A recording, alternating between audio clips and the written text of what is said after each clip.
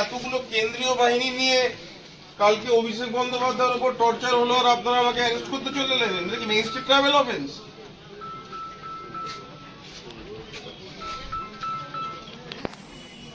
হ্যাঁ দাদা, আমি আমার নেতা অফিসারদের সাথে কথা বলছি। আচ্ছা, কালকে অভিষেক বন্দ্যোপাধ্যায় যে মানলো, হ্যালো, আমি কথা বলতে পারবো না। হ্যালো, কথা বলা যায় না। শুনুন, আপনারা তো কাজ করছেন। হ্যাঁ, আপনারা বিজেপির হয়ে কাজ করছেন।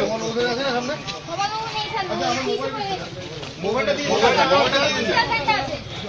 आप लोग तो बीजेपी का टीम लगाई है, टीम लगाई आप लोग टीम लगाई।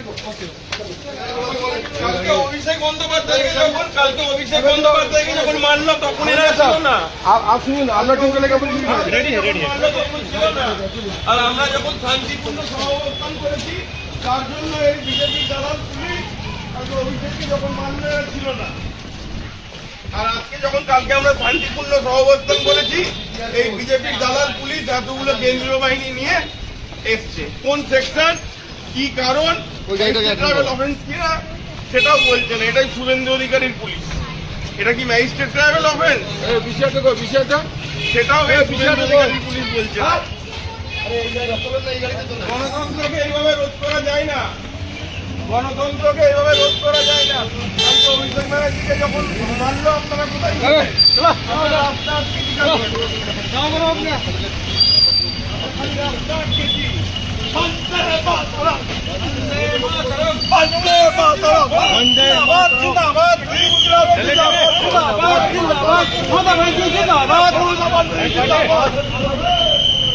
বিজেপির অপারেশন চলবে না, বিজেপির অপারেশন চলবে না, এই অত্যাচারী তো চলবে না, চলবে না, চলবে না, মানুষের অত্যাচারী তো চলবে না। বিজেপির দালালদের শাস্তি হওয়া দরকার আছে। মেডিসিন বলে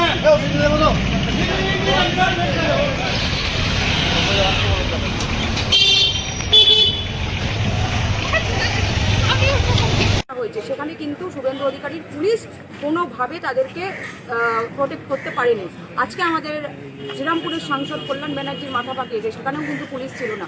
পুলিশের অতি সক্রিয় ভূমিকা তৃণমূল কংগ্রেসের কর্মীদের ধরার ক্ষেত্রে, এবং যেখানে আমাদের নেতাদের উপর, আমাদের কর্মীদের উপর হামলা হচ্ছে সেখানে পুলিশকে দেখা যাচ্ছে না। সেখানে এখান থেকে পুরোপুরি বোঝা যাচ্ছে পুলিশ কাদের হয়ে কাজ করছে। সেই জন্য আমরা বলছি যে পুলিশ, তুমি উঠতি ছাড়ো, বিজেপির ঝান্ডা ধরো। এইভাবে বাংলার গণতন্ত্রকে আটকানো যাবে না এবং বাংলার সাধারণ মানুষ এবং তৃণমূল কংগ্রেসের কর্মীদের কন্ট্রোল করা যাবে না। কি বলবেন? এইভাবেই তো চাইছে বাংলাটাকে অশান্ত রাখার জন্য, কিন্তু বিজেপি ভুলে যাচ্ছে তৃণমূল কংগ্রেসকে যতবার এইভাবে রোধ করা মানে চেষ্টা করবে, তৃণমূল কংগ্রেসের কণ্ঠরোধ করার চেষ্টা করবে, তৃণমূল কংগ্রেস তত বেশি করে শক্তিশালী হবে এবং ঐক্যবদ্ধ হবে। আগামী দিনে আমাদের লড়াই চলবে। আজকে 19 জনকে অ্যারেস্ট করেছে, কালকে যদি আরও কিছু জনকে অ্যারেস্ট করে, পুরো চুচুড়ার যারা তৃণমূল কংগ্রেসের কর্মী আছে প্রত্যেককে যদি অ্যারেস্ট করে, তারপরেও আমরা জয় বাংলা বলবো।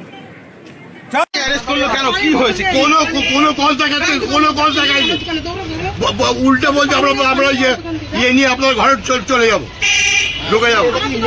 কি কারণ, কি করেছিল?